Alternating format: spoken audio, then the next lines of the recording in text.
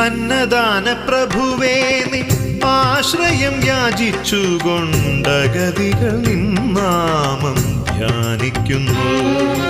അത്താഴ പട്ടിണിക്കാർ തിരുവയ്ക്കത്തെത്തുമ്പോൾ ഒരു പിടി അന്നം നൽകും ഭഗവാനേ.